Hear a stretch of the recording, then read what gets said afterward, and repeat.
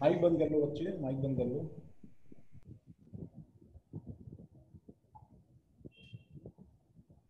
तो mole concept में क्या है भाई हमारे पास में,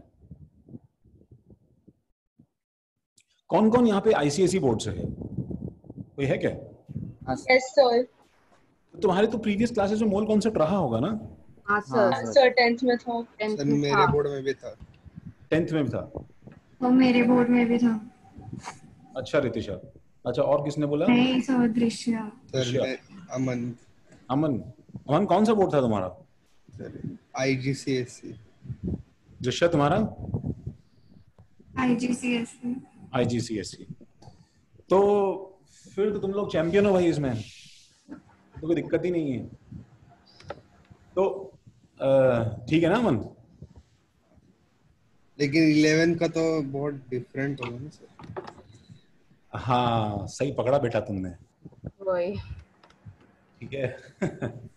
तो तुम्हारे पास जो एक ऐसे फील गुड फैक्टर वाला मोल था, आओ हम उसकी वाट लगा देते हैं, बिल्कुल एकदम ठीक है। तो पहले अपन एकदम, एक्चुअली पता है प्रॉब्लम जेई के साथ में क्या है, उसका लेवल ऊपर जाने में नहीं है, उसका लेवल नीचे जाने में है।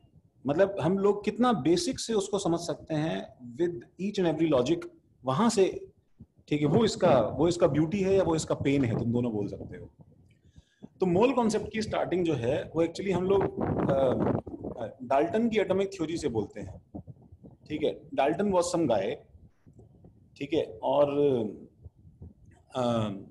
डाल्टन ने कुछ जो है कुछ एक्सपेरिमेंट्स किए, डाल्टन डिड सम एक्सपेरिमेंट्स, ठीक है। And came to a theory and came to a conclusion.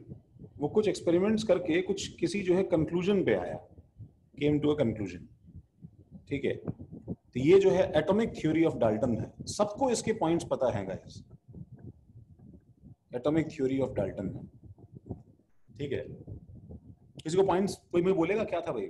Lesson name ये है भाई, this is the lesson name Vedant. हाँ तो मुझे बताएगा इसके पॉइंट्स क्या थे डाल्टन के? सर मैं बताऊं? Atom is not further divisible. नहीं हाँ देवांश बोलो, हाँ बोलो। Matter consists of small indivisible particles called atom. Atoms of same element are similar in shape and size. Atoms of different element are different in size, shape and masses. Atoms of different element combine with each other in fixed ratio of masses. हाँ एक point भूल गए तुम। कौन सा? किसी को याद है क्या? Matter cannot be created nor be destroyed, ठीक है। तो बिल्कुल सही बोला देवांश ने। तो देखो उसने जो है 4-5 पॉइंट दिए कि मैटर डीप इन, मतलब अब मैं वापस से वही लैंग्वेज, चलो मैं एक एक लाइन लिख देता हूं, तुम भी एक लाइन लिख लो फॉर्मेलिटी के लिए, कि matter is made up of small indivisible particles called atoms. Indivisible particles called atoms, ठीक है। called atom, बहुत ही घिसी पिटी बोरिंग सी थ्योरी है, but do you know that इसकी डिस्कवरी जो है वो बहुत ही कॉमन सेंस की ऑब्जर्वेशन पे बेस्ड है। तुम्हें क्या लगता है डाल्टन ने क्या लेंस लगा के माइक्रोस्कोप लगा के देखा होगा क्या एटम को? बताओ मुझे। Do you think that it is that Dalton इसको देखा होगा? अच्छा हमने आज एटम देखा है क्या बताओ? मैं जब अपना आज गूगल खोलता हूं तो गूगल पे जो फैसिनेटिंग न्यूज रहती है ना कि एस्ट्रॉइड अर्थ पे कोलाइड करने वाला है और ठीक है अर्थ के बहुत पास है, ब्लैक होल मिला, वैसे क्या है कि नॉनसेंस अमेजिंग न्यूज जो रहती हैं, ठीक है, उसकी तरह बहुत सारे न्यूज आर्टिकल्स में रहता है कि फाइनली हमने एटम का कलर देख लिया। एटम को हमने आज तक क्लियरली देखा नहीं है। We have not seen atom very very clearly up till now, ठीक है। आज हम लोग एफर्ट्स लगा रहे हैं देखने के। तो इतना तो तय है कि ये 200-300 साल पहले, ठीक है, डाल्टन ने कोई एटम देखा नहीं था, ठीक है। तो उसको ये ये उसको आइडिया कैसे लगा, ये बहुत इंटरेस्टिंग है। ठीक है, ये हम लोग देखेंगे 2 से 3 लेक्चर बाद में। ठीक है, कि कैसे उसे आइडिया लगा। ठीक है, चलो एटम से बना होता है। ठीक है, number 2, atoms of same element, atoms of same element, ठीक है, are completely identical, are completely identical, shape, size, mass, हर चीज में आइडेंटिकल होते हैं। Number 3, atoms of different element, atoms of different element are different, obviously different होगा वो। And number 4, ठीक है, atoms can neither be created nor be destroyed, neither be created nor be destroyed. Acha, tell me one thing. Nor be destroyed. Tell me one thing. Guys, tell me one thing. कि ये point सही है क्या, बताओ मुझे। अच्छा मुझे बताओ, फर्स्ट पॉइंट सही है क्या? No sir. क्यों? जल्दी बोलो, जल्दी बोलो, जल्दी बोलो, कोई बोलो। Because atoms can be further divided into electron, proton and neutron. Yes, ठीक है, क्योंकि न्यूट्रॉन्स, प्रोटॉन्स, इलेक्ट्रॉन्स और फर्दर सब एटॉमिक पार्टिकल्स भी। ठीक है, अच्छा बताओ सेकंड पॉइंट बताओ, सही है क्या?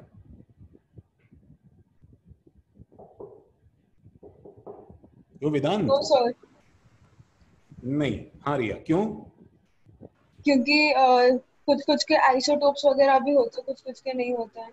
सही है भाई, ट्रू फॉल्स में अगला भी फॉल्स हो गया भाई। ठीक है, अच्छा वैसे ईशा तुम क्लास में हो क्या आज? ईशा, ओह माय गॉड, मैं ऐसे ही पूछ रहा था, आज भी नहीं है क्या? चलो ठीक है, तो फॉल्स, क्योंकि उसका रीजन क्या है बताओ? आइसोटोप्स। अब आइसोटोप्स हम लास्ट लेक्चर में, लास्ट चैप्टर में देख चुके हैं बच्चों। आइसोटोप्स क्या है? सेम एलिमेंट के डिफरेंट न्यूट्रॉन्स वाले जो हैं एटम्स रहते हैं। ठीक है, आइसोटोप्स। अच्छा अब ये बताओ कि थर्ड पॉइंट सही है क्या? नहीं, वो सेकंड पे ही बेस्ड है, तो थर्ड भी फॉल्स होगा। लेकिन थर्ड पॉइंट के लिए एग्जैक्टली मैं बोल रहा हूं कि डिफरेंट होने चाहिए। तो जरूरी है कि सब कुछ डिफरेंट हो, कुछ सेम भी हो सकता है क्या?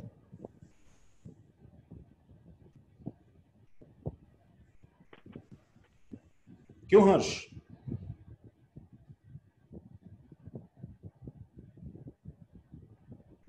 प्रथमेश,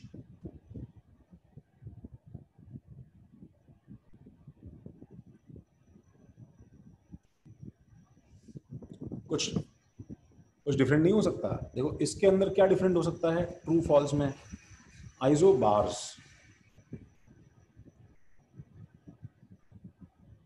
आइसोबार्स डिफरेंट हो सकता है। भाई आइसोबार्स क्या होता है? आइसोबार्स का मतलब दो डिफरेंट एलिमेंट्स के एटम्स जो हैं, ठीक है, उनका वेट सेम होता है, उसे आइसोबार बोलते हैं। याद है क्या भाई? उनका वेट सेम होता है तो उसे आइसोबार बोलते हैं।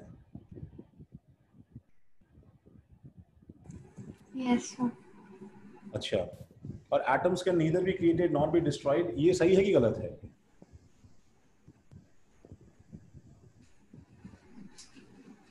ट्रू। क्यों? इसमें क्या प्रॉब्लम है?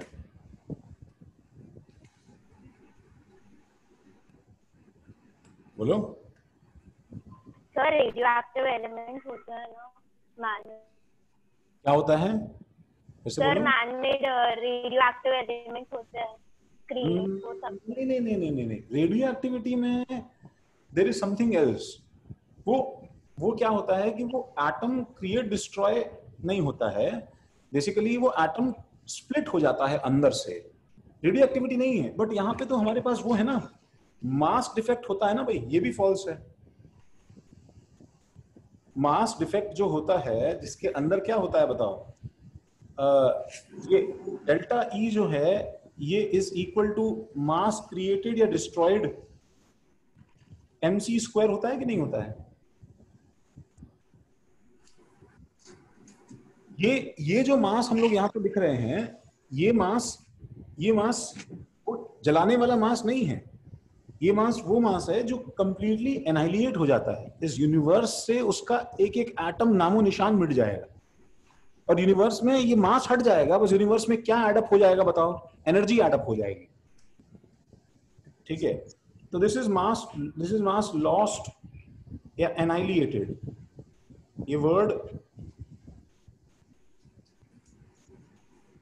ठीक है, देखा जाए तो देखो चारों पॉइंट हमारे, ठीक है दृश्या माइक दृश्या बच्चे माइक ऑफ कर लो। देखा जाए तो ये चारों पॉइंट हमारे लिए जो हैं वो एक्चुअली क्या है, वो एक्चुअली गलत है। All the 4 points are wrong, all the 4 points are wrong. But फिर भी ठीक है, हम लोग जो है ठीक है, फॉर आवर जनरल केमिस्ट्री बच्चों, ठीक है, ऑल्दो ऑल 4 अगर प्रिसाइसली बोले जाए तो गलत है, बट हम लोग इसे सही मानते हैं। ठीक है, हम लोग इसे सही मानते हैं क्योंकि मोस्ट ऑफ द केमिस्ट्री जो हम लोग पढ़ते हैं बच्चों, ठीक है, these points hold true, these hold true for 99.99% chemistry जो हम लोग पढ़ते हैं उसमें ये सब पॉइंट सही है। एंड हम लोग 11th और 12th की जितनी केमिस्ट्री पढ़ेंगे उन सब जगह हमारे लिए ये पॉइंट्स हमेशा काम आएंगे। ठीक है, बट बहुत rarest of the rare cases में हमारे पॉइंट्स ही गलत हो जाते हैं। इसको लिख लो जल्दी से। ये तो पहले तुम लोग हो कि नहीं हो यार क्लास में, समझ में भी नहीं आता मुझे, कोई रिस्पॉन्स ही नहीं है। हर्ष तुम क्लास में हो भाई? चैट पे लिख दो, यस लिख दो, खाली माइक ऑन करके प्रेजेंट बोल दो।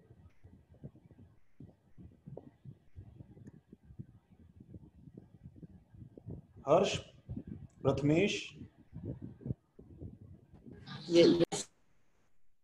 तो मैं तुमसे जब बात कर रहा हूं तो रिस्पॉन्ड क्यों नहीं करते हो? प्रथमेश कौन बोल रहा है? प्रथमेश बोल रहा है।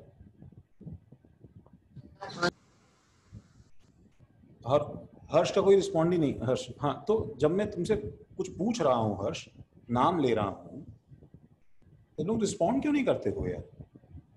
तुम अगर ऑफलाइन क्लास में होते और मैं तुमसे पूछता, तुम अपने कंफर्ट जोन में बैठे रहते क्या? बताओ।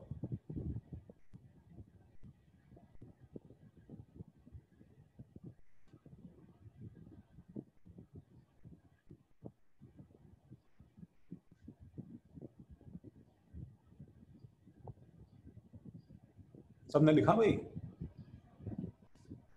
Yes sir. Yes sir. ये चैप्टर्स टफ हैं स्टार्टिंग में। 10 to 11th का जंप बहुत ही डिफिकल्ट जंप है। अगर तुम अपने आप को कंफर्ट जोन से बाहर नहीं निकालोगे, ठीक है, तो तुम्हें नहीं समझ में आएगा। जर्नी शुरू करने से पहले ही जो है वो टांगे टूट जाएंगी तुम्हारी। देखो, तो जब डाल्टन ने ये थ्योरी दी बच्चों, सुनो, जब डाल्टन ने ये थ्योरी दी तो इमीडिएटली आफ्टर द थ्योरी उसके पास में एक बहुत बड़ा प्रॉब्लम उसे फेस करना पड़ गया। ठीक है, वो प्रॉब्लम क्या फेस करना पड़ गया? दैट जैसे ही डाल्टन अनाउंस्ड हिज थ्योरी कि भाई मेरे हिसाब से जो है, ठीक है, ये सब जो है पॉइंट्स होने चाहिए, ठीक है, मेरे हिसाब से ये सब पॉइंट्स होने चाहिए भाई, ये जो है मेरी, ठीक है, एटॉमिक थ्योरी है। ठीक है, तो एवरीबडी स्टार्टेड अपोजिंग हिम। ठीक है, सब लोगों ने मिलकर उसको अपोज किया और उससे जो है उसको बोला कि प्रूव करके बताओ आपकी थ्योरी सही है। ठीक है, प्रूव करके बताओ आपकी थ्योरी सही है। तो क्योंकि अब तक क्या होता था, ये लोग क्या मानते थे कि मैटर जो है, इन लोग का अपना एक अलग ही, ठीक है, व्यू था कि अर्थ, फायर, वाटर वगैरह से मिलके बना है। Dalton was the first person जिसने क्या बोला कि जैसे थर्मोकोल होता है ना, तो थर्मोकोल के अंदर क्या होता है बताओ? थर्मोकोल के जो बिल्डिंग पार्टिकल्स रहते हैं छोटे छोटे, तुमने थर्मोकोल के अंदर इमेजिन करो, जिससे थर्मोकोल मिल के बना होता है, तुमने ऐसे पैटर्न देखा होगा। तो ही सेड के एटम जो है वो ऐसे डिस्टिंक्ट पार्टिकल से मिलके बना है, उनकी पैकिंग की वजह से मैटर बना है। एंड हम चाहें तो हम इसमें से एक जो पार्टिकल है उसको अलग करके बाहर निकाल सकते हैं। उस एक स्मॉल इंडिविजुअल पार्टिकल को हम लोग एक एटम का नाम दे रहे हैं। तो इमीडिएटली पीपल आस्क्ड कि अगर आपकी बात सही है, if what you are telling is correct, then answer these। ठीक है, उन्होंने इसके सामने चैलेंजिंग प्रॉब्लम फेस किया। आंसर दीज कि अगर मैं आपको एक रैंडम सैंपल दूं, 12 ग्राम कार्बन का एक सैंपल दे दूं मैं आपको, ठीक है, सपोज हमारे पास कोयले का एक सैंपल है, 12 ग्राम कोयले का सैंपल है, ठीक है, और 12 ग्राम कोयले के सैंपल में क्या है, ठीक है, इसके अंदर मुझे बताओ कि भाई since your substance is made up of small individual particles, तो ऐसे ऐसे इसके अंदर क्या होंगे बताओ, बहुत सारे पार्टिकल्स होंगे, ठीक है, लेकिन कोई तो नंबर होगा भाई इन पार्टिकल्स का। तो इसमें मुझे बताओ कि how many number of atoms are there in this 12 gram sample A, and B, what is the mass, size, ठीक है, radius etcetera of this one atom, एक एटम का मास, साइज वगैरह कितना है, ठीक है, ये सब प्रॉब्लम्स के आंसर करो। फिर अगर तुम बोल रहे हो कि मैटर इस तरह बना है, देन आंसर दीज थिंग्स, ठीक है। ये जरा कॉपी कर लो। हम लोग अपना क्लास जो है ना, इन 2 सवालों के आंसर में निकालने वाले हैं।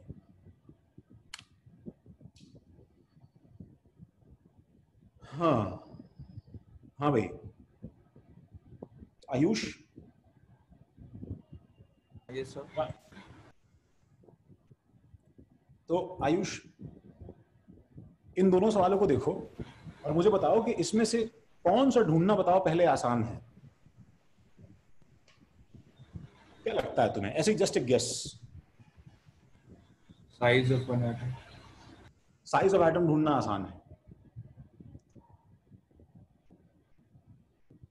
ओके। अच्छा मुझे बताओ, सब लोग में से कोई भी आंसर दे दो, मुझे बताओ कि दोनों सवाल अलग अलग हैं कि रिलेटेड हैं, बताओ। रिलेटेड है।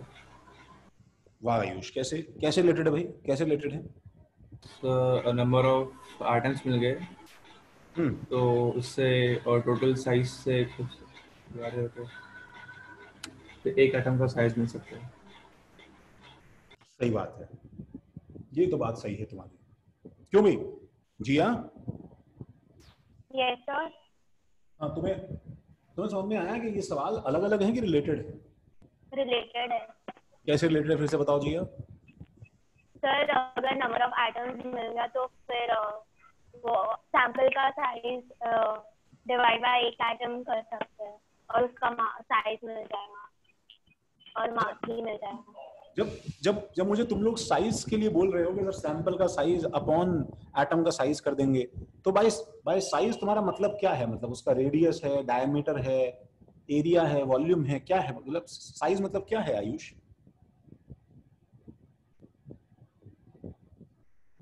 रितिशा? रेडियस है, सॉरी। अच्छा, क्या? हाँ, क्या बोल रहे हो आयुष, फिर से बोलो। तो रेडियस है ना, सेकंड साइज मतलब रेडियस है, तो तुम सैंपल के रेडियस से एटम के रेडियस, सैंपल के रेडियस को, सैंपल का रेडियस का मतलब क्या है? मुझे जो समझ में आ रहा है वो ये है कि मैं सैंपल का वॉल्यूम, देखो मैं यहाँ पे देख सकता हूँ शायद कि पूरा जो वॉल्यूम है सैंपल का, ठीक है, वो एक्चुअली कितना है ये मैं देख सकता हूँ, ठीक है। और मैं अगर पूरे वॉल्यूम को नंबर ऑफ एटम से डिवाइड कर दूं तो मेरे पास शायद क्या आ सकता है, बताओ? Size of one atom, volume of atom. Volume को नंबर से डिवाइड करोगे तो वॉल्यूम ही आएगा ना, ठीक है। अच्छा, और अगर मुझे मास निकालना है तो बोलो, मास निकालना है तो सेम चीज मास के लिए नहीं करेगी। Moles into number of, moles into मोल मुझे आता ही नहीं है। ऐसे तुम क्लास में बेइज्जती कर रही हो दिशा। मोल क्या होता है भाई? मोल नहीं आता। तुम तो मुझे बताओ दैट इफ वी फाइंड, देखो मैं नीचे लिख रहा हूँ, if we find number of atoms somehow, अगर नंबर ऑफ एटम्स ढूंढ लिया हमने तो मैं क्या कर सकता हूँ बताओ? 12 ग्राम डिवाइडेड बाय क्या करूंगा बताओ? नंबर ऑफ एटम्स करूंगा, नंबर ऑफ एटम्स करूंगा तो मेरे पास क्या हो जाएगा बताओ? इससे क्या आ जाएगा? Mass of one atom. Mass of one atom. एक बार के दृश्य भूल जाओ ना, तुम्हें पहले से कुछ आता है, मुश्किल है ये काम करना। ओके, ठीक है। एकदम दिमाग से निकाल दो मोल कोई चीज होती है, जस्ट फॉरगेट कंप्लीटली, ठीक है, कि मोल क्या होता था। इतनी सिंपल कॉमन सेंस की बात है कि टोटल वजन को अगर तुम, अमन, यस सर, अगर जो है तुम्हारे पास एक बास्केट है और उस बास्केट के अंदर जो है लड्डू पड़े हैं, अमन, ठीक है, बास्केट भर के लड्डू हैं, तो टोटल अगर मैं बास्केट के वेट को अगर एक लड्डू के वेट से डिवाइड कर दूंगा अमन, तो मेरे पास में सॉरी नंबर ऑफ लड्डू से मैं डिवाइड कर दूंगा अमन, तो मेरे पास में एक लड्डू का मास आएगा कि नहीं आएगा, बताओ। हाँ सर, ये तो क्लियर है ना? हाँ समझा। तो हम लोग इसमें क्या है, पहले इस जो है काम को करने के लिए, अच्छा, और उसका रिवर्स भी कर सकते हैं। और अगर हमने टोटल वेट को किससे डिवाइड कर दिया, साइज ऑफ वन एटम से डिवाइड कर दिया, तो हमारे पास में क्या आ जाएगा, नंबर ऑफ एटम्स आ जाएंगे। ये जरा लिख लो, दोनों एक्सप्रेशन लिख लो जरा।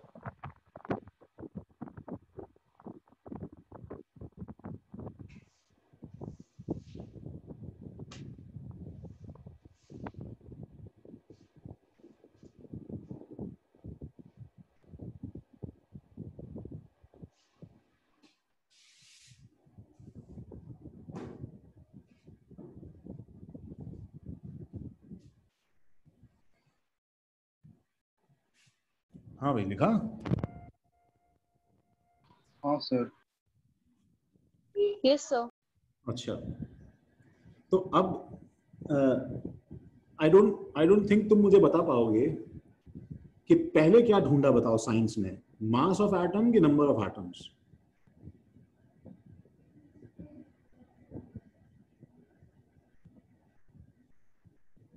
आई am going to tell you, ठीक है। नंबर ऑफ एटम्स जो है काउंट करना, ये एक्चुअली फिजिकली तो इम्पॉसिबल टास्क है बच्चों, ठीक है। नंबर ऑफ एटम्स काउंट करना फिजिकली इम्पॉसिबल टास्क है, ठीक है, बिकॉज वो नंबर इतना ह्यूज है, इतना ज्यादा ह्यूज है, ठीक है। हम लोग इस क्लास के लास्ट में निकालेंगे दैट तुम अगर एक सेकंड में अगर वन नंबर काउंट करो, ठीक है, तो हमारी जितनी लाइफ टाइम में जितने सेकंड्स हैं, ठीक है, वो पूरे सेकंड्स मिला के भी हम उसे कवर नहीं कर पाएंगे।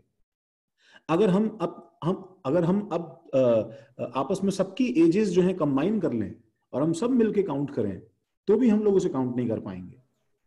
इनफैक्ट पूरे अर्थ का जो पॉपुलेशन है, उन सबकी एज कंबाइन कर लो, तो उन सबके लाइफ में इतने सेकंड्स नहीं होंगे जितने इस जो है, ठीक है, सैंपल के अंदर नंबर ऑफ एटम्स हैं। It is such a small entity, it is very very very small entity, ठीक है। तो पहले लोगों ने क्या डिस्कवर किया, mass of one atom discover किया। अब वो कैसे डिस्कवर किया, वो हम देख रहे हैं एक एक करके, ठीक है।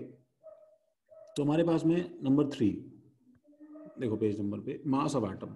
तो it actually started with the fact कि हमें पहले क्या है कि रिलेटिव एटॉमिक मास मालूम चलना शुरू हो गया था। हमें ये तो नहीं पता था, ठीक है, कि भाई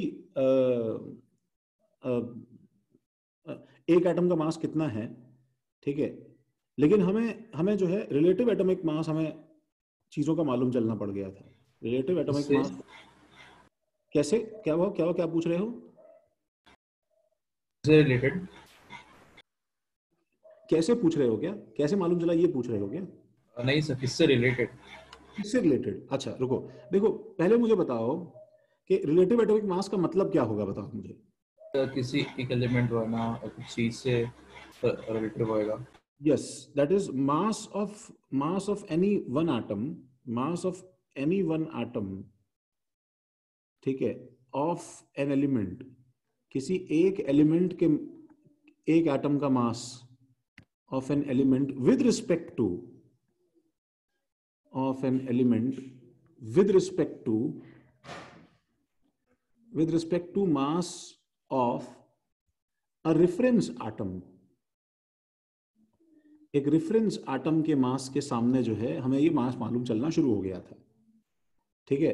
और इतना भी हमें आइडिया है बच्चों कि देखो, सबको ये बात का आइडिया है कि नहीं कि एटम का मास, ठीक है, मास ऑफ एटम जो है ये एक्चुअली कितना होता है बताओ? ये अगर हम लोग मास ऑफ इलेक्ट्रॉन को एम ले लें, मास ऑफ प्रोटॉन को एमपी ले लें, ठीक है, और मास ऑफ न्यूट्रॉन को एम एन ले लें, तो पहले बताओ एमपी और एम एन अप्रोक्सीमेटली सेम है कि नहीं है? बोलो, सही है ना? और एम ई जो है ये बहुत ज्यादा छोटा है कि नहीं इनके सामने? बताओ, बहुत ज्यादा छोटा है। तो इसका मतलब अगर मैं एमपी और एमएन को अप्रोक्सीमेटली क्या मान लूं बताओ? इसको मैं रफली जो है, लेट से मैं इसको एम सिंबल ले लेता हूं, let me take it as M. तो क्या मैं ये बोल सकता हूं कि सोडियम जो है 1123, इसके अंदर बताओ कितने प्रोटॉन्स हैं? 11 प्रोटॉन्स हैं। कितने न्यूट्रॉन्स हैं? 12 न्यूट्रॉन्स हैं और 11 इलेक्ट्रॉन्स हैं। तो बताओ इसका मास कितना होगा? हम इसको तो इग्नोर कर सकते हैं ना, बताओ, इलेक्ट्रॉन्स को तो छोड़ सकते हैं, तो इसका मास कितना होगा बताओ? 23 m होगा कि नहीं होगा? बताओ, बोलो, इसका मास 23 m होगा कि नहीं होगा? Yes sir. Yes sir. 23 m, ठीक है। वैसे ही बताओ अगर मेरे पास में हीलियम है, हीलियम 24 है, ठीक है, तो मैं जो है क्या बोल सकता हूं बताओ कि इसके अंदर इसका जो है मास कितना हो जाएगा बताओ? 4 m होगा। तो मैं डायरेक्टली आज हम लोग ऐसा बोल सकते हैं ना कि ये ऊपर का नंबर जो नंबर ऑफ न्यूक्लियॉन बताता है, डायरेक्टली इसके आगे m लगा सकते हैं हम लोग, बताओ। इसीलिए इसको हम क्या बोलते हैं बताओ? मास नंबर बोलते हैं। तो हमें क्या है, देखो प्रॉब्लम क्या है पता है? हमें इस m की वैल्यू नहीं पता है गाइस। प्रॉब्लम क्या है कि हमें इस जो है m की वैल्यू नहीं पता है कि ये m कितना है। हमें ये तो हमने डिस्कवर कर लिया कि 23 टाइम्स दिस m होगा, 4 टाइम्स दिस m होगा, बट वी डिडंट न्यू कि भाई m की वैल्यू क्या है, ठीक है। तो बताओ रिलेटिव एटॉमिक मास जैसे क्या हो जाएगा बताओ? RAM will be equal to mass of one atom, mass of any atom, mass of any atom divided by mass of reference atom. Sir, हाँ बोलो। एटम ऑफ एन एलिमेंट के बाद क्या लिखा है? With respect to, okay sir.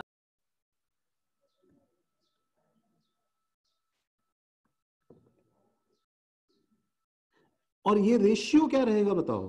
This ratio is called RAM and this ratio is dimensionless, है कि नहीं बताओ? हाँ सर। अच्छा, तो अभी क्या है, अभी जैसे हम लोग एक सैंपल स्पेस लेते हैं। देखो अमन, तुम्हारा मास क्या है बताओ? 87। 87 है। और कोई है अमन से? अमन के आगे और कोई है भाई? 87 1, 87 2। सर ये तो वेट है सर, बढ़ा थोड़ी ना सकते अभी। अब मैं अज्यूम कर रहा हूं कि भाई अमन ने थोड़ा शाय फील करते हुए थोड़ा कम वजन बताया होगा, तो 90 kg अमन का वजन ले लेते हैं, ठीक है। तो ठीक है ना अमन? हाँ सर, चलेगा। अच्छा, और ठीक है, और कौन? अथर्व, तुम्हारा वेट कितना है? सर 52। 52 अथर्व का वेट है।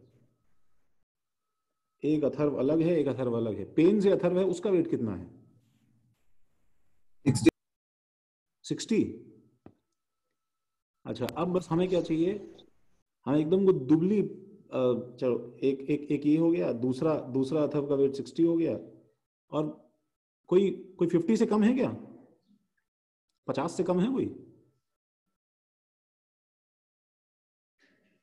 क्यों अनन्या, वेट कितना है तुम्हारा? सर 50। Oh shit. रितिशा, कितना वेट है तुम्हारा? सर 55 है। चलो ठीक है, कोई नहीं है। तो मेरा है गुड गुड गर्ल। हाँ सुरान जी, कितना वेट है? सर 42। ओ, देख रहे हो अमन? Yes sir. चलो अब मुझे बताओ कि अगर अगर मेरे पास में 4 एटम हैं, ये और ये, तो तुम लोग रेफरेंस किसको लोगे बताओ?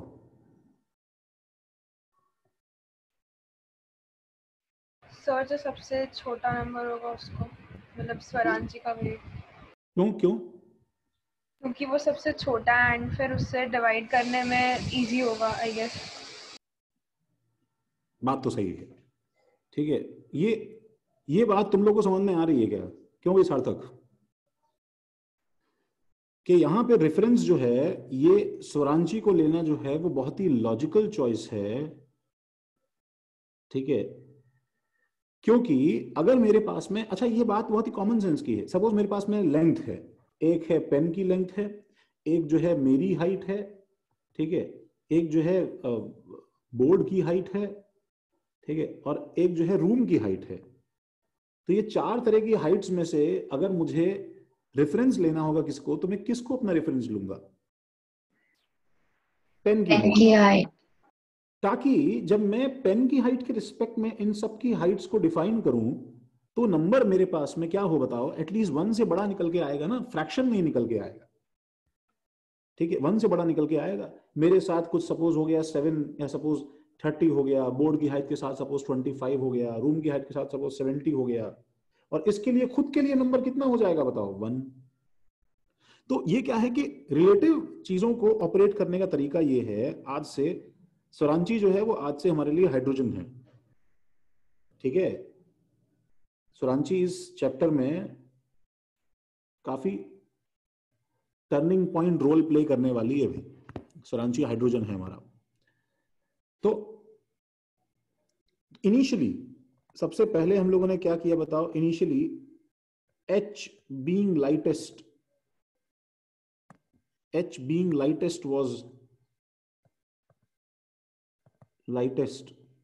was taken as reference. इसको हमने सबसे पहले रेफरेंस लिया।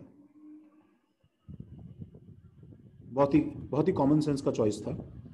एंड देखो उस बेसिस पे मुझे बताओ RAM ऑफ हीलियम क्या हो जाएगा? क्यों भी स्वरांची?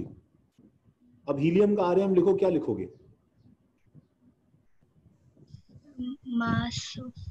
मास of atom of helium on mass of reference hydrogen. अब बताओ हीलियम का मास कितना है?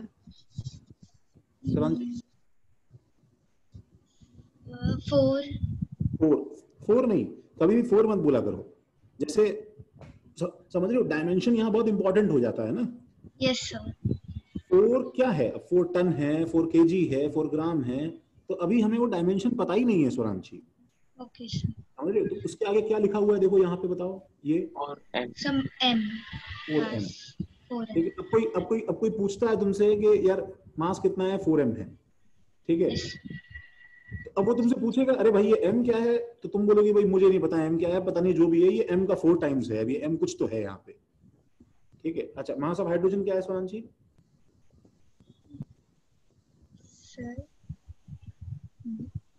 Sir 1m। हाँ, फिर तुमने 1 बोला, 1 नहीं 1m। हाँ 1m, हाँ बिल्कुल सही, 1m। हाँ सर। ठीक है। RAM क्या हो गया बताओ? सर 4। अब ये हमें को समझ में आता है कि ये 4 टाइम्स है तुम्हारे वेट के। ये ऐसा आइटम है जो तुमसे 4 गुना ज्यादा भारी होता है। Yes sir. ठीक है। तो ऐसे बताओ मैं सबका RAM निकाल सकता हूँ। सपोज RAM ऑफ सोडियम क्या हो जाएगा बताओ सोरान जी?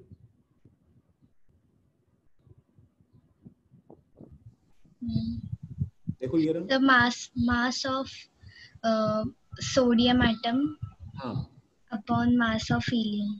हाँ, सोडियम का मास कितना है बताओ? ये रहा देखो sir 23m upon m। Yes, good, ठीक है भाई, 23। ये इतना लिख लो भाई सब लोग। सर हाँ बोलो। सर मुझे रेशियो इज डायमेंशनल मतलब समझा नहीं। रेशियो इज डायमेंशन है क्या, वो लिखा है मैंने। नहीं, फिर वही पढ़ने नहीं है। रेशियो इज क्या बताओ, डायमेंशन। इतनी गंदी राइटिंग है मेरी, नालायक।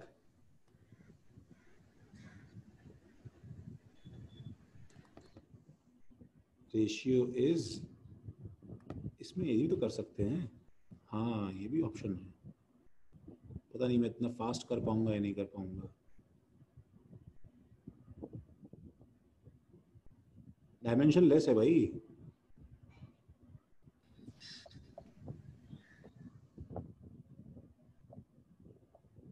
ना भैया, ना हो पाएगा। हाँ भाई, रेशियो इज डायमेंशन लेस।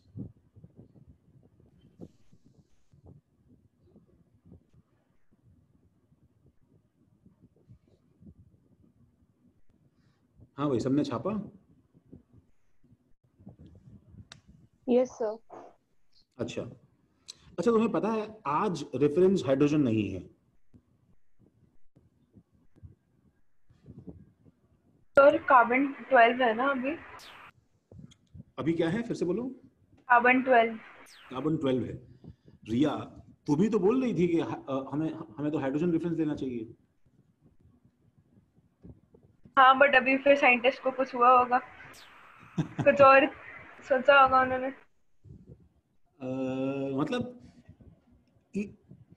अब ऐसा क्या कंपेलिंग हो सकता है कि इतने लॉजिकल चॉइस को हम लोग डिस्कार्ड करके अपने अथर्व को ले लें रेफरेंस। क्यों भाई अथर्व, तुम्हारा क्या बोलना है? तुम्हें रेफरेंस लेना चाहिए कि सोनांची को रेफरेंस लेना चाहिए?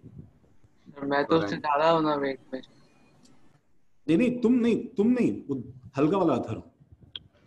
हाँ सर, मैं ही बोल रहा हूँ। तुम्हारा तो 65 था ना? नहीं, मेरा 52 था सर।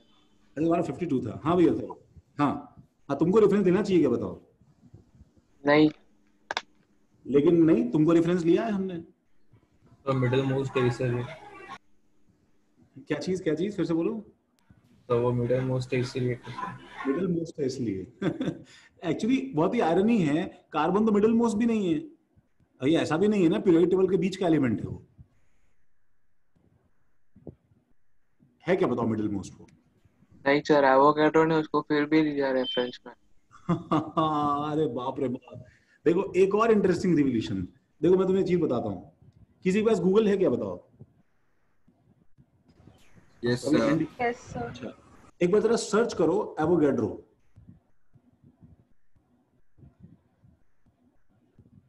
तुम्हें कुछ तो तुम्हें ऐसे ही मिले। एवोगैड्रो बहुत सारी चीजें होती है। एवोगैड्रो साइंटिस्ट सर्च करना।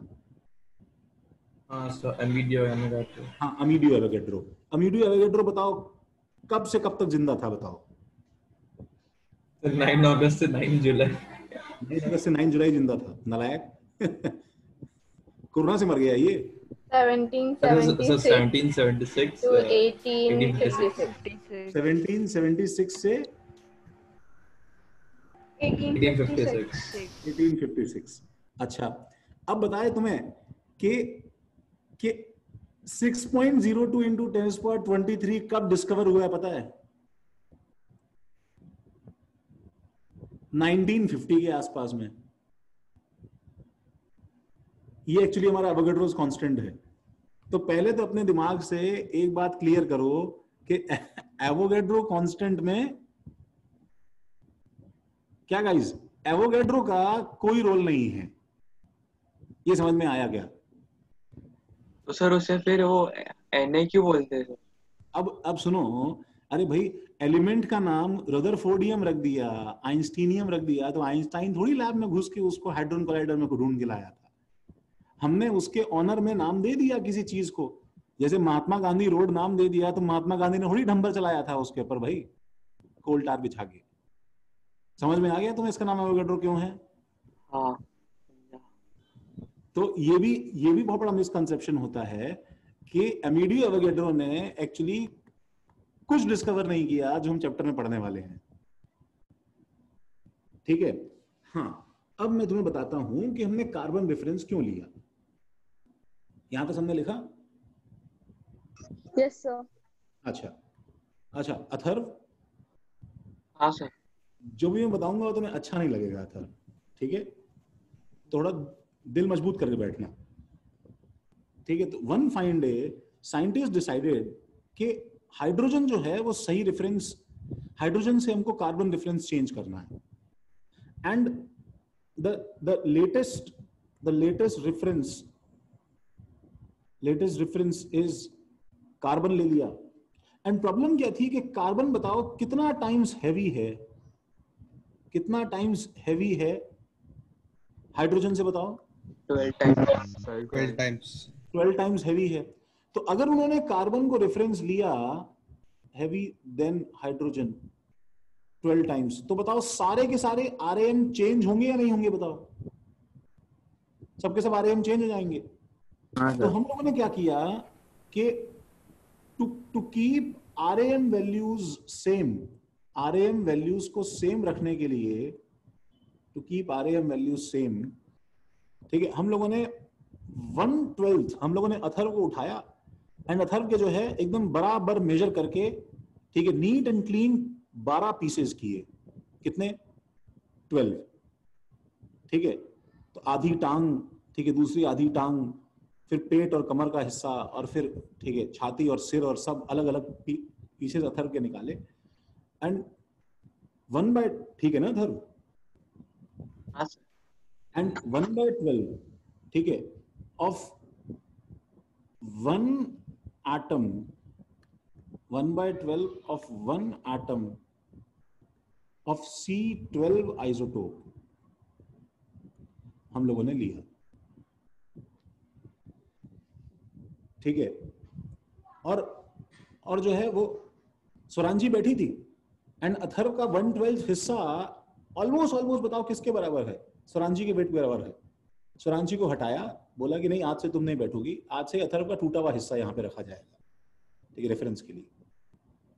तो अब से क्या हो गया? Laitance reference is 1/12 of 1 atom of C12 isotope to keep RAM values same। और अब अगर मुझे बताओ फिर से RAM of helium निकालना है, ठीक है, बताओ मैं क्या लिखूंगा? अब क्या लिखा जाएगा ऊपर? बताओ, मास ऑफ एनी एटम, ऊपर क्या आएगा? मास ऑफ एनी एटम, और नीचे क्या आएगा बताओ?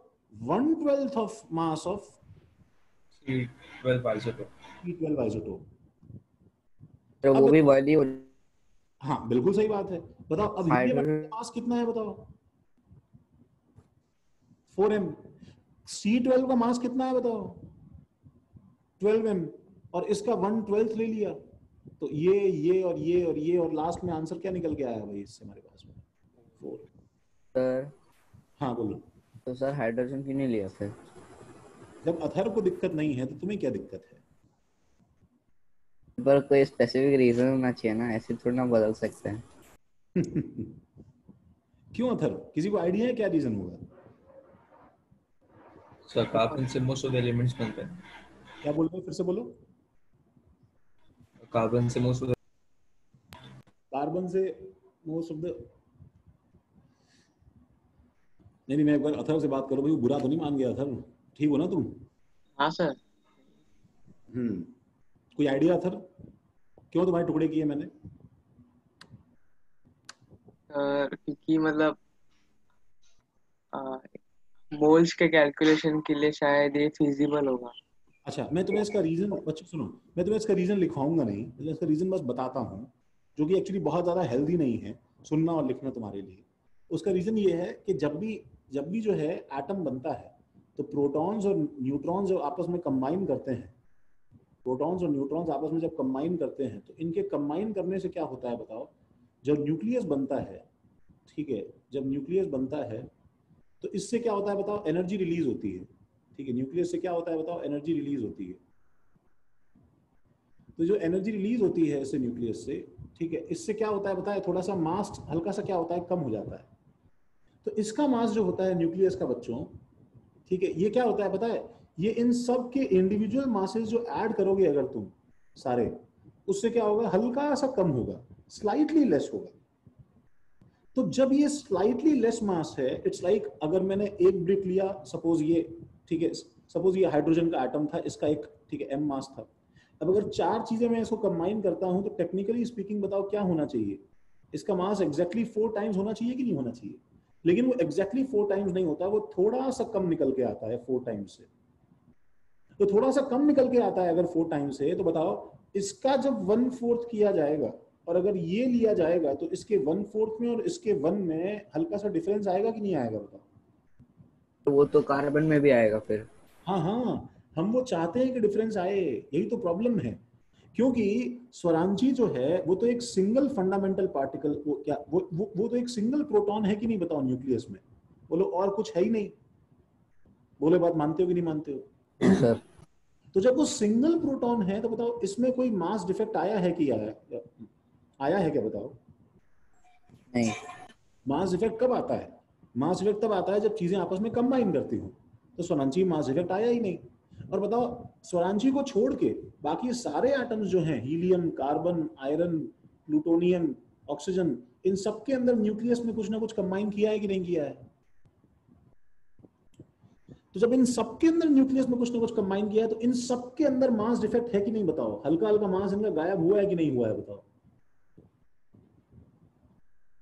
जब सबका मास हल्का हल्का गायब हुआ है तो तुम्हें समझ में आ रहा है कि स्वरांची को जब रेफरेंस लेके सबका वेट मेजर करते थे तो वो सबके वेट जो है वो एक्चुअली इंटीजर से बहुत ही अलग आते थे। दे यूज्ड टू कम, ठीक है, बहुत ज्यादा डिफेक्ट निकल के आता था। मतलब हीलियम का मास पता है क्या निकल के आ जाएगा? 3.8 ऐसा कुछ निकल के आ जाएगा। कार्बन का मास क्या निकल के आ जाएगा? 11.7। जबकि पता है हमें किसकी उसके अंदर 6 प्रोटॉन्स और 6 न्यूट्रॉन्स हैं। बट स्वरांची के थोड़े से ज्यादा वेट की वजह से वो एग्जैक्ट इंटीजर की फॉर्म में नहीं आता था। अब हमने क्या किया, जब हमने कार्बन का 1/12 किया तो बताओ इसके अंदर वो डिफेक्ट का हल्का सा कंट्रीब्यूशन है कि नहीं बताओ? उसकी वजह से हल्का सा वेट 1 से बताओ क्या हुआ है, थोड़ा रिकैलिब्रेट होके कम हुआ है कि नहीं हुआ है बताओ? 1/12 इसका। तो जब इसका 1/12 वेट थोड़ा सा कम हुआ है तो सबका जब तुम वेट मेजर करोगे ना तो ये ज्यादा बेटर क्लोजर टू इंटीजर निकल के आएगा। समझ में आ रहा है कि मैं क्या बताने की कोशिश कर रहा हूँ? सर हाँ तो फिर हाइड्रोजन का क्यों नहीं लिया आइसोटोप? हाँ मैं वही तो समझाने की कोशिश कर रहा हूँ इतनी देर से, मैं वही समझाने की कोशिश कर रहा हूँ बच्चे, ठीक है। एंड बेटर तो यही रहेगा तुम डायरेक्टली याद कर लो, क्योंकि अभी तुम्हारे लेवल से थोड़ी सी ज्यादा ऊंची चीज है स्टैंडर्ड से। तुम जब 12th तक आओगे और न्यूक्लियर रिएक्शन थोड़ी बहुत देखोगे एक चैप्टर में तो तुम ज्यादा अच्छे से समझ पाओगे कि मैं क्या बोल रहा हूँ, ठीक है। बट मैं एक बार फिर से एक्सप्लेन करता हूँ, सुनो ऐसे देखो। मान लो हाइड्रोजन का ये लेंथ होता है, ठीक है। कौन पूछा था अभी? कौन पूछा था बच्चे? सर मैं। हाँ भारत। हाइड्रोजन का ये लेंथ होता है। अब बताओ हीलियम का इसका 4 गुना लेंथ है कि नहीं बताओ मुझे भारत? सर तो ये 1, ये 2, ये 3 और ये 4, ये लेंथ होना चाहिए था भारत बताओ हीलियम का। सर लेकिन जब एक्सपेरिमेंटली देखते हैं तो हीलियम जो है वो ये नहीं निकल के आता, वो ये निकल के आता है। अब बताओ इतना जो ये जो यहाँ से यहाँ तक का लेंथ है, ये बताओ डिफेक्ट हुआ कि नहीं हुआ? हाँ। तो कार्बन का लेंथ बताओ 12 होना चाहिए कि नहीं होना चाहिए? 1 2 3 4 5 6 7 8 9 10 11 12। तो वो डिफेक्ट थोड़ा और ज्यादा निकल के आएगा ना बताओ कार्बन के अंदर। हाँ सर। समझ रहे हो क्या? हाँ। अब बताओ मुझे कि अगर मैं इसको रेफरेंस लेके अपना सब जगह डिवीजन करूंगा तो थ्योरेटिकली इसका मास 4 निकल के आना चाहिए, लेकिन वो 4 से कम निकल के आएगा ना, बिकॉज ये एक्चुअली इसका लेंथ 4 गुना नहीं है ना, 4 गुना से कम हो गया है थोड़ा सा ना। हाँ सर। तो कुछ 3.8 टाइम्स निकल के आएगा कि नहीं आएगा ऐसे इसका मास? अब हाँ तो इसका मास भी तो 12 नहीं निकलेगा ना बिकॉज ऑफ दिस डिफेक्ट। समझ रहे हो क्या? तो पर सर कार्बन मतलब कार्बन का हम लोग अब इससे ले रहे हैं क्योंकि कार्बन का डिफेक्ट ज्यादा आ रहा है। हाँ तो अब देखो इसमें क्या है कि कार्बन के अंदर जो है हम लोगों ने जब इसका 1/12 लिया तो ये हाइड्रोजन के मास से तो कम ही मास आएगा ना, बिकॉज हल्का सा मास इफेक्ट भी तो था हाइड्रोजन में 1/12 करने में। हाँ। तो जब इसको तुम रेफरेंस लोगे ना, तो जब इससे निकालोगे रेशियो तो ये थोड़ा ज्यादा क्लोज टू क्या होगा बताओ, इंटीजर निकल के आएगा, कैलकुलेशन बेटर हो जाएगी थोड़ी सी। समझे क्या भारत? अच्छा अब बताओ मुझे, अगर तुम इससे हाइड्रोजन निकालोगे तो वो क्या आएगा, 1 से बड़ा या 1 से छोटा? सर 1 से छोटा आएगा थोड़ा। 1 से बड़ा आएगा ना सर, जब कार्बन कंपेयर करेंगे तब ना।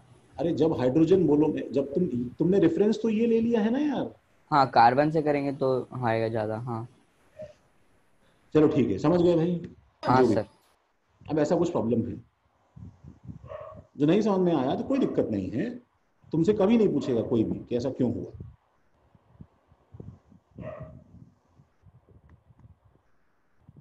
ठीक है, अच्छा तो खैर इससे इन शॉर्ट में से कंक्लूजन क्या निकालू बताओ? RAM आज से हम क्या रख सकते हैं बताओ, क्या याद रख सकते हैं? Learn RAM is just equal to क्या बताओ? Mass number. RAM is just equal to mass number।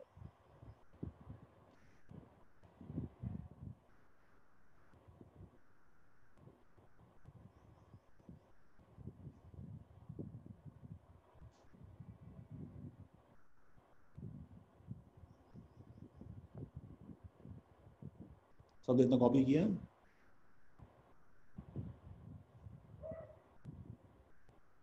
Yes sir. Yes sir. अच्छा अब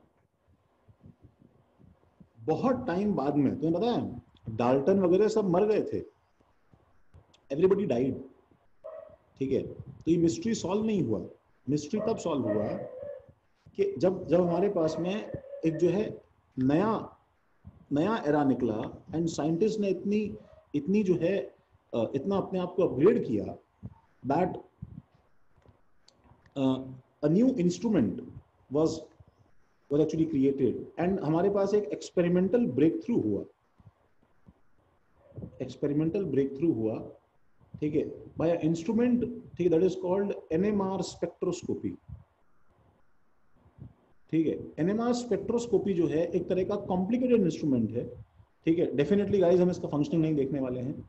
हमने किसी तरह इससे, ठीक है, फॉर द फर्स्ट टाइम, ठीक है, मास ऑफ H प्लस, ठीक है, हाइड्रोजन आयन जो कि बेसिकली क्या है बताओ? हाइड्रोजन आयन मतलब ये प्रोटॉन है कि नहीं गाइस बताओ? Yes sir. प्रोटॉन है।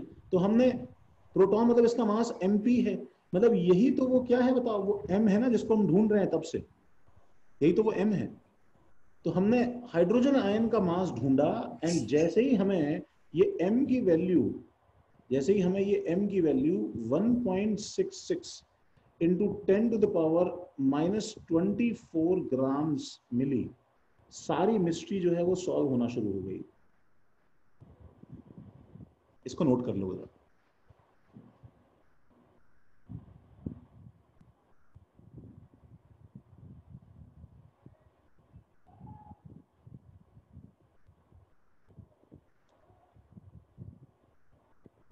अब बताओ, हमें एब्सोल्यूट मास मिलना शुरू हो गया ना। जिस चीज को आज तक हम लोग 4m 23m ऐसे नाम देते थे, आज हमें पहली बार उसका एक प्रॉपर एब्सोल्यूट मास मालूम चला।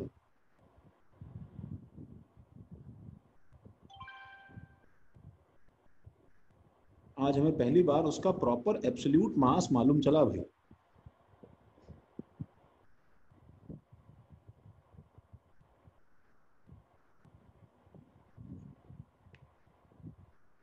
तो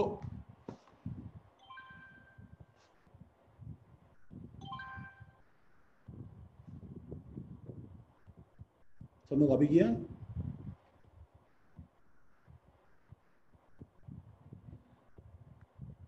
तो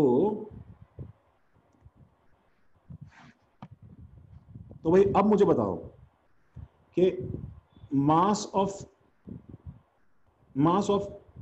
हाइड्रोजन एटम क्या हो जाएगा? अच्छा, इलेक्ट्रॉन का मास तो सब नेग्लेक्ट हो गया ना, बताओ। इलेक्ट्रॉन का मास तो होता नहीं है। तो इसके अंदर हाइड्रोजन एटम के अंदर कितने प्रोटॉन्स है बताओ, बोलो। 1 प्रोटॉन, और बताओ कितने न्यूट्रॉन्स है बताओ। 0 न्यूट्रॉन्स। तो इसका मतलब मैं डायरेक्टली बोल सकता हूं कि इसका मास जो है वो 1 m हो जाएगा।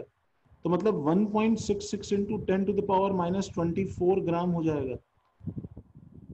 ठीक है। अच्छा, मास ऑफ हीलियम बताओ क्या हो जाएगा, बोलो। हीलियम एटम कितना हो जाएगा मास ऑफ हीलियम एटम? इसके अंदर कितने प्रोटॉन है गाइस? सर 4 तो 4 दो जो है प्रोटॉन है, और न्यूट्रॉन कितने हैं? 2 2। ये 2 प्रोटॉन्स प्लस 2 न्यूट्रॉन्स मिलके इसका मास मैं 4m बोल सकता हूं कि नहीं बोल सकता? तो इसका मास क्या हो जाएगा बताओ? 4 इंटू 1.66 इंटू 10⁻⁻24 हो जाएगा ग्राम में। तो आज हम लोग वापस अपने प्रीवियस सवाल पे आते हैं। बोलो एक बार फिर से यहाँ पे लिखो, ये 12 ग्राम सैंपल था कार्बन 12 का। तो बताओ मास ऑफ 1 एटम कितना हो जाएगा इसका? मास ऑफ 1 एटम कितना हो जाएगा? बोलो बोलो बोलो गाइस, लिख के बताओ मुझे। तुम लोग जो आराम से बैठे हो ऐसे कैसे काम चलेगा? 2 बच्चे क्लास में बोलते हैं, मुंह खोलते हैं, बाकी लोग टाइप तो कर सकते हैं। For the sake of typing कुछ तो कर दो भाई। प्रियांशु, रिया देशमुख थाने से, स्पर्श, यश,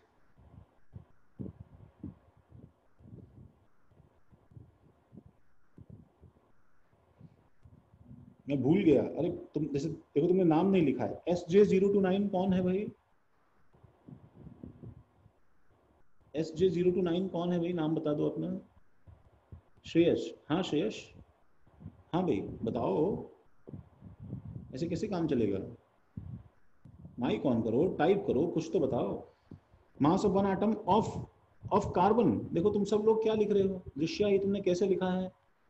दृश्या, तनिष्का, हर्ष, कार्बन का मास पूछ रहे हैं ना हम लोग। तो कार्बन में बताओ कितने प्रोटॉन्स हैं? Okay, so 12 into 1.66. हाँ, 12 इंटू 1.6 Sorry, sir. इंटू 10⁻⁻24 है ना यश? Yeah. ये तो एक का मास है ना भाई, प्रोटॉन का यश।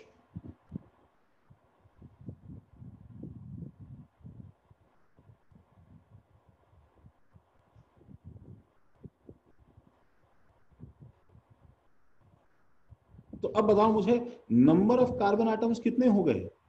बोलो अमन।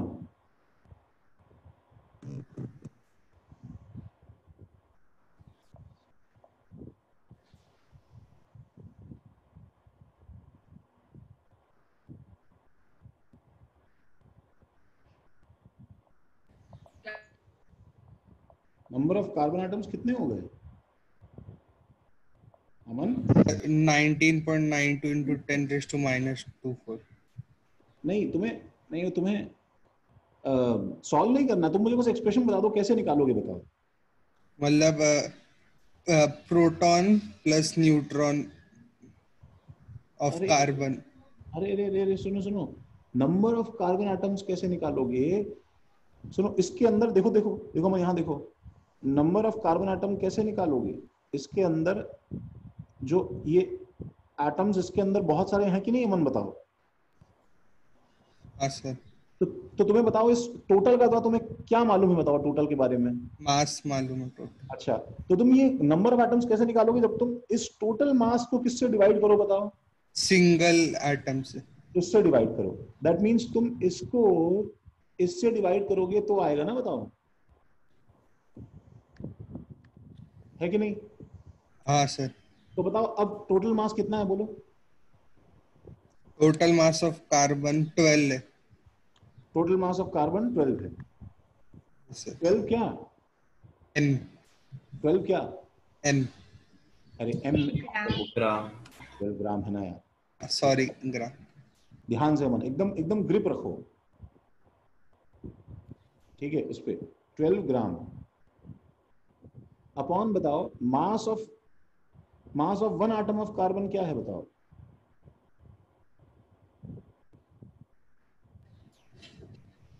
देखो ये रहा ना। हाँ भाई पहले क्या होता था बताओ, वो 12m होता था, सही बात है ना, लेकिन 12m जो है ये तो ग्राम में नहीं है ना, तो हम इसको डिवाइड नहीं कर सकते ना अमन। Yes sir. तो तुम्हें आज जब m की वैल्यू मालूम चल गई, तो अब हम लोग एक एटम का मास भी ग्राम में बता सकते हैं कि नहीं बता सकते? हाँ सर, हाँ। तो ये फिर 12 into 1.66 into 10 to the power -24 gram हुआ कि नहीं हुआ बताओ? हाँ सर, तो मतलब हाँ समझा मुझे। समझा? हाँ अच्छा बताओ ये नंबर कितना आ रहा है, एक बार जरा बच्चों अपने कैलसी में जरा सॉल्व करो, ये नंबर कितना आ रहा है? 19.92 इंटू 10⁻⁻²4। नहीं अमन, कैसे कैलकुलेशन कर रहे हो बच्चे? 12 से 12 कट गया, बताओ कितना आ रहा है ये? 1/1.66 इंटू 10⁻⁻²4। बताओ गाइस, अपने अपने घर पे कैलसी पे इसको सॉल्व करके अभी बताओ जल्दी कितना आ रहा है? 0.60240964 into 10⁻⁻²4. 0.602 into 10⁻⁻+24। एवोगाड्रो नंबर हो तुम्हें गया। एकदम से डेजा वू की फीलिंग आ रही है कि नहीं आ रही है? दैट हाँ मींस सर।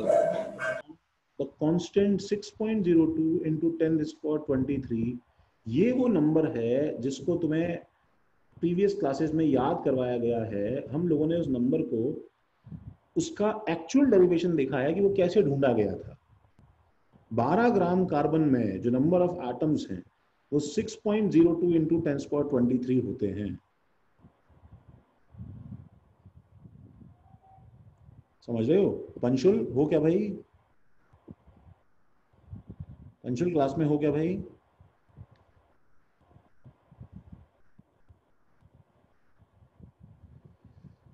हाँ, क्या करें तुम लोगों का यार।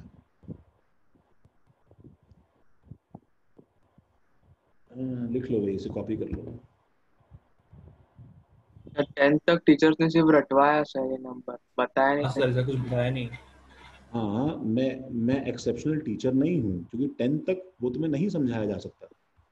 10th तक छोड़ो, अभी भी आधे बच्चों को समझने में एकदम झाग निकल आएगा, और वो बहुत ही स्लो और बोरिंग हो जाता है। देखो ना, आधे बच्चे तो है ही तो नहीं। ये तो बोलते हैं कि एवोगाड्रोस कांस्टेंट एवोगाड्रो ने डिस्कवर नहीं किया है, बस ये भी नहीं बोला। ये तो मैं बताऊं तुम्हें, बहुत सारे टीचर्स को भी नहीं पता होता, जबकि इतनी छोटी सी बात है कि जो जो जो आदमी 1850 में मर गया, ठीक है, और एनएमआर स्पेक्ट्रोस्कोपी की मशीन जो है, डाल्टन, एवोगाड्रो, ये सब साइंटिस्ट मर गए, ठीक है, और जिसने जिसने एवोगाड्रो नंबर डिस्कवर किया, सुनो, तुम सरप्राइजिंगली पता है उसका नाम भी नहीं जानते हो, ठीक है। और गूगल पे अभी देखा तो उसमें एक फिजिसिस्ट था जो, उसका नाम जीन बैप्टिस्ट दिखा रहा था। बिल्कुल बिल्कुल, Jean Baptiste was the guy who discovered it for the first time. And आज हमारे पास में क्या है कि दसों तरीके हैं जिससे हम इस नंबर को वेरीफाई कर सकते हैं। हम लोग इस नंबर को इतनी बार वेरीफाई कर चुके हैं और हमें इसकी value exact up till 25 decimal places पता है। हमें इस नंबर के बारे में इतना कुछ पता है, बट इसकी पहली डिस्कवरी इस तरह हुई थी, इसमें इसका कोई रोल नहीं था एवोगाड्रो का। That is a new information for you. Yes, सबने ये लिखा नंबर? तब उसने ऐसा नेम क्यों किया नंबर को? क्या किया? तो उसका एवोगाड्रो के बाद नेम क्यों किया उसको? ये तो यार, ये तो साइंटिफिक कम्युनिटी का, आईयूपीएसी का कंसेंसस होता है, बिकॉज इतने सारे लोगों ने इतने सारे बड़े बड़े काम किए हैं कि देखो आज मेरी बात सुनो, एनएमआर स्पेक्ट्रोस्कोपी ने H+ का मास ढूंढा, इसमें किसी एक साइंटिस्ट का रोल थोड़ी है, ये तो मशीन का करामात था ना, बताओ यार, किसी का जीनियस थोड़ी था कि उसने ढूंढ लिया। समझ रहे हो?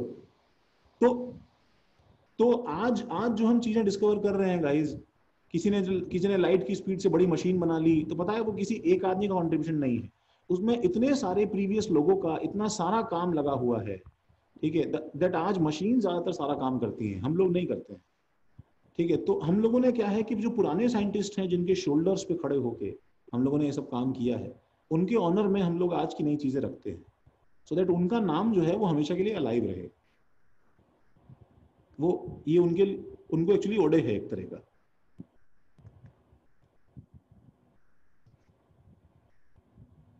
चलो खैर, सबने लिखा, ये सबने लिखा लिखा लिखा? Yes sir. Okay, yes sir.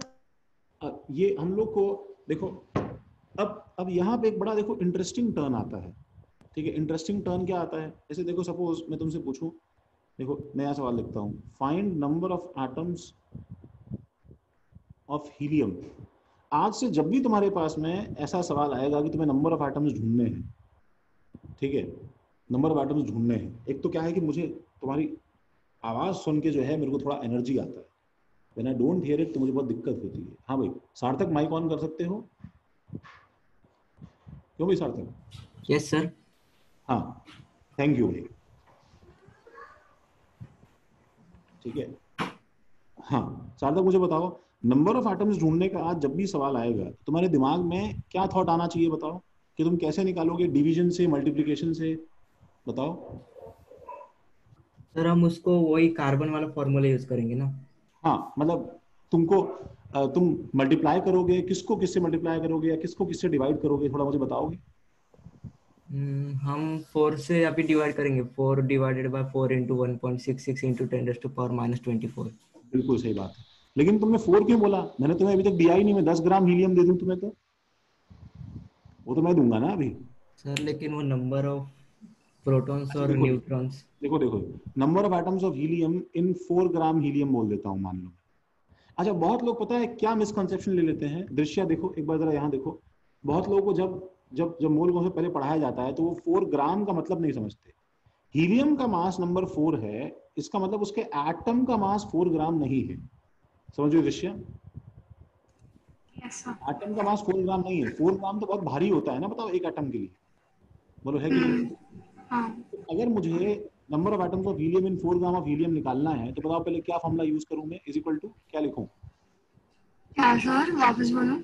हाँ, अगर मुझे न्यूमेरिकल सॉल्व करना है दृश्य, तो मैं इसको क्या लिखूंगा बताओ? Total mass divided by atomic mass, सही है? हाँ बताओ, टोटल मास कितना है? 4 ग्राम। 4 ग्राम है क्या? अच्छा, और बताओ एटॉमिक मास कितना है? 4m। 4m, और m की वैल्यू तुम जानती हो? 1.66 into 10⁻⁻24। 1.66 into 10⁻⁻24, ठीक है ना? अच्छा, अब मुझे बताओ कि इसमें जो है ये डिवीजन करूंगा तो वापस क्या नंबर आ रहा है बताओ? 1/1.66 into 10⁻⁻24। जो फिर से क्या बन गया बताओ? 6.02 into 10 6 into 6.02 into 10⁻⁻23 -20 +20 plus 23। तो फिर से बताओ ये एवोगैड्रो नंबर बन गया कि नहीं बन गया? सर वो ऐसा सब में होगा। सब में क्या करना होगा?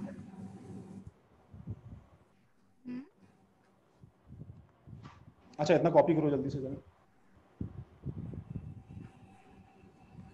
और अगर सर वो सैंपल का मास अगर चेंज कर देंगे तो नहीं होगा? हाँ हाँ हाँ, वो तो ऑब्वियसली बात है, नहीं होगा, ठीक है। हम लोग यहाँ पे कंक्लूजन ड्रॉ करेंगे।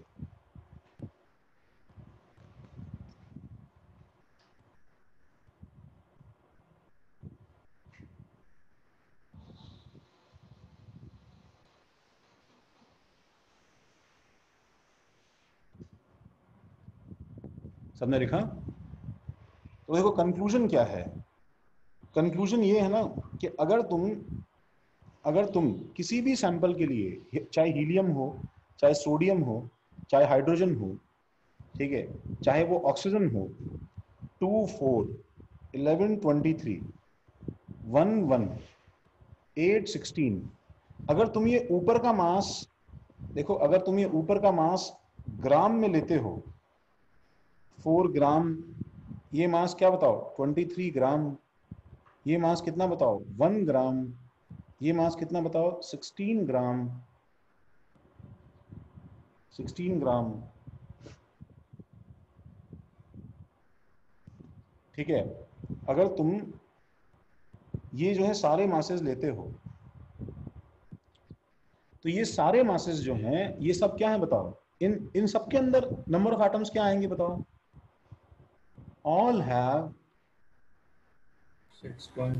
4 gram of helium, 23 gram of sodium, 1 gram of hydrogen और 16 gram of oxygen.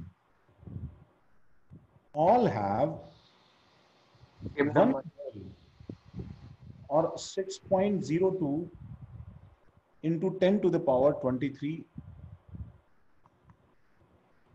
6.02 into 10 to the power 23 atoms. इसको जरा लिख लो.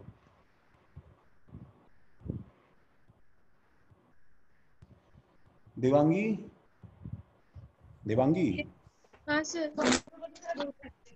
हाँ, एक बार जरा मुझे क्लास के बाद कॉल करना अभी ब्रेक में.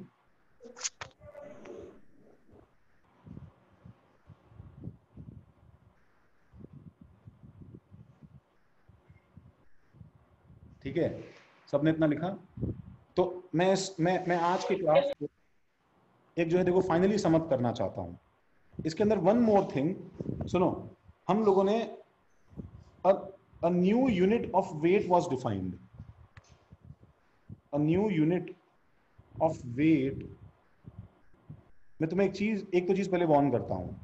मोल कॉन्सेप्ट का स्टार्टिंग एटॉमिक स्ट्रक्चर के स्टार्टिंग से ज्यादा टफ है. सुनो, बहुत बच्चों को ये शुरू में टफ लगता है. ठीक है, एटॉमिक स्ट्रक्चर बहुत बच्चों को आसान से लगता है बिकॉज उसके अंदर नया कुछ नहीं सीखने को मिलता है एटॉमिक में. ठीक है, बोर तक आते आते नया सीखने को मिलता है, लेकिन तब तक तुम काफी ज्यादा इन्वॉल्व हो चुके होते हो.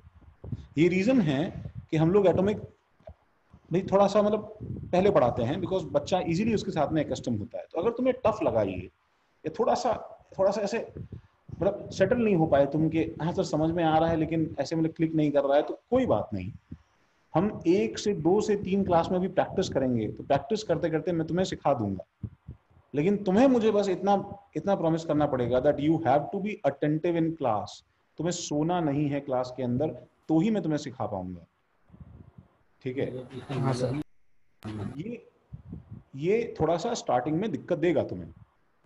मोल कॉन्सेप्ट ये बहुत ही कॉमन सेंस वाली चीजें जो है ना वो ज्यादा डेंजरस होती है, पता है. बाकी चीजें तुम रट के निकाल लेते, लेकिन वो यहाँ पे तुमसे ठीक है आगे पीछे करके बहुत दाव पेच खेलेगा. He will actually trick you into doing so many things. Mass number खेलते खेलते तुम्हें परेशान करेगा. अभी a new unit of weight was defined. हमने वेट का एक नया यूनिट डिफाइन कर दिया. ठीक है, for atomic scale. Atomic level पे वेट मेजर करने का एक नया यूनिट डिफाइन किया बच्चों. वो डिफाइन किया हमने AMU. ठीक है, और सिंपली U. ठीक है, यूनिफाइड मास. AMU सब जानते हैं, बताओ बच्चों. Yes sir. Atomic mass unit. U को बोलते हैं यूनिफाइड मास या डाल्टन. ठीक है, तो 1 और देखो हमने उसको हमने क्या डिफाइन किया. ठीक है, कि हमने अपने reference wait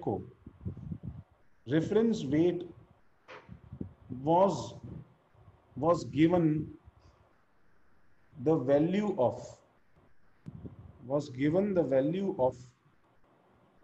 1 AMU. Reference weight was given the value of 1 AMU. इसको जरा लिख लो एक बार. इसका मतलब सुनो, जैसे हमने अभी जो 4 वेट लिए थे अथर्व ठीक है और अमन और स्वरांची, तो उसमें हमने मान लो स्वरांची का जो वेट था जिसको हमने रेफरेंस माना था उसको मान लो मैंने AMU नाम दे दिया. तो उसको AMU का नाम देते ही पता है क्या हो गया, आज से जितनी भी डायमेंशनलेस क्वांटिटीज थी उन सबके सामने जो है देखो नाम लग जाएगा. मतलब देखो ये देखो जैसे बताओ हीलियम का RAM कितना था गाइस बताओ. हीलियम का RAM 4 था कि नहीं था. हाँ सर. 4 था.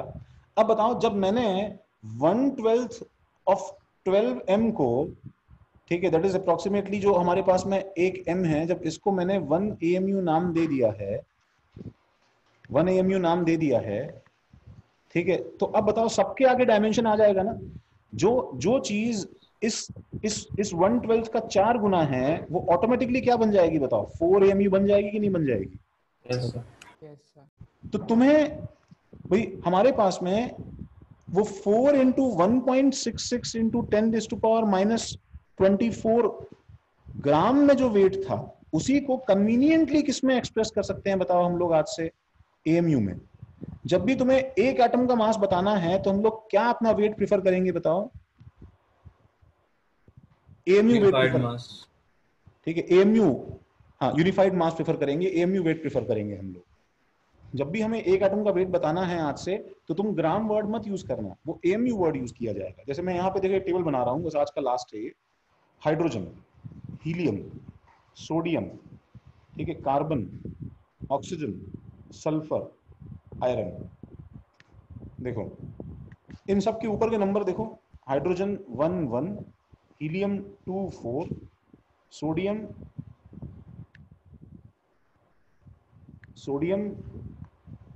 1123 2311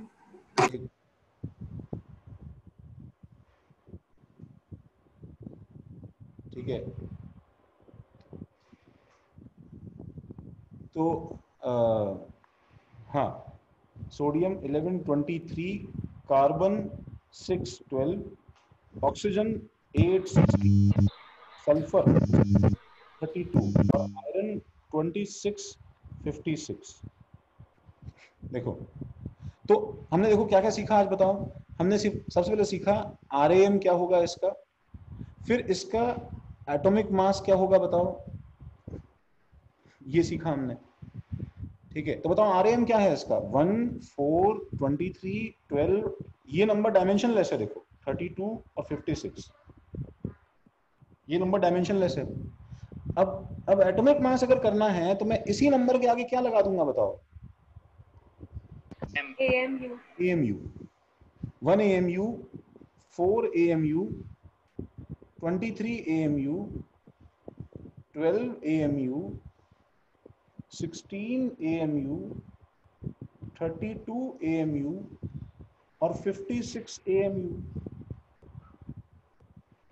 बोलो सही है ये? Yes sir, yes sir. और लास्ट चीज देखो, अगर मैं आज एक ये क्वांटिटी डिफाइन करूं जिसे बोलते हैं molar mass. What is molar mass? What is molar mass? Mass of 1 mole of atoms. तो अब देखो इसकी देखो ब्यूटी निकल के आती है कि मैं मोलर मास में इसी नंबर के आगे क्या लगा दूंगा बताओ, बोलो? ग्राम। ग्राम। क्योंकि हमने अभी क्या सीखा बताओ, देखो पिछले केस में क्या सीखा हमने, 1 मोल का ऑक्सीजन का मास कितना है बोलो? 3 ग्राम। हाइड्रोजन 1 ग्राम, सोडियम 23 ग्राम। इसका मतलब ये कंक्लूजन निकला ना बताओ कि मोलर मास भी इसी नंबर के आगे ग्राम लगा दो तो ये 4 क्या बन गया बताओ, ग्राम। सोडियम के लिए 23 ग्राम, कार्बन के लिए 12 ग्राम, ऑक्सीजन के लिए 16 ग्राम, सल्फर के लिए 32 ग्राम और आयरन के लिए 56 ग्राम। तो जब तुम अपने हाथ में घर में कोई पुराना लोहे का सैंपल देखते हो गाइस, उसको उठाना अभी घर में, ठीक है, कोई डिस्कार्डेड स्क्रैप लोहे का आयरन उठाना और 56 ग्राम उसका वेट अगर काट के अलग कर पाओ तो what you are holding in your hand is actually क्या बताओ, 1 मोल ऑफ आयरन एटम्स का कलेक्शन है उसके। ये टेबल बना लो, हम नेक्स्ट क्लास में ऐसे कंटिन्यू करेंगे। Yes sir.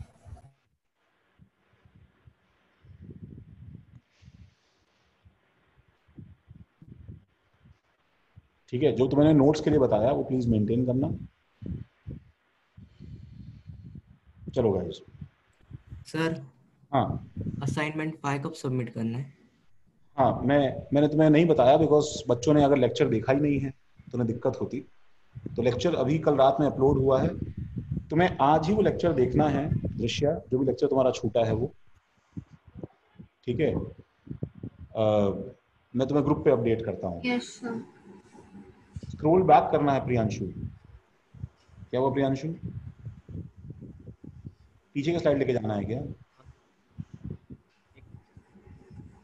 आवाज नहीं आ रही तुम्हारी प्रियांशु।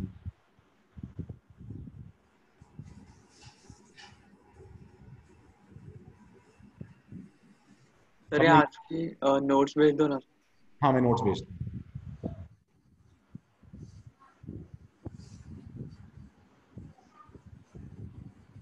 सबने ये स्लाइड लिखा? Yes sir. सबने ये स्लाइड लिखा? ये टेबल बना लो भाई प्लीज, बहुत जरूरी है।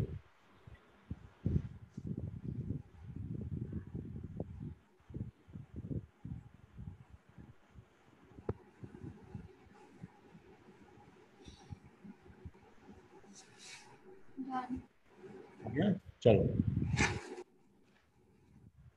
Thank you sir. हाँ भाई bye. Thank you sir. Yes bye bye. Bye, sir. Thank you. Thank you sir. Yup.